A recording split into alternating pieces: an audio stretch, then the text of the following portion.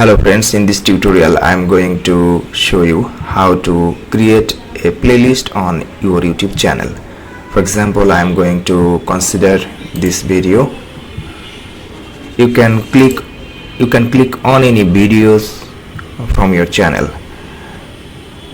The video that you would like to include in your playlist, you have to click on that. Then on the video details page you can see three dots option. From here you have to click on save.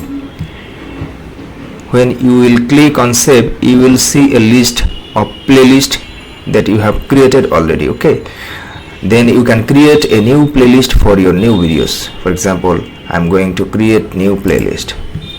So you have to type your new name of the playlist. For example, new tech videos, new tech videos. Okay, then you have to set it on public. Then you have to click on create button. You are done.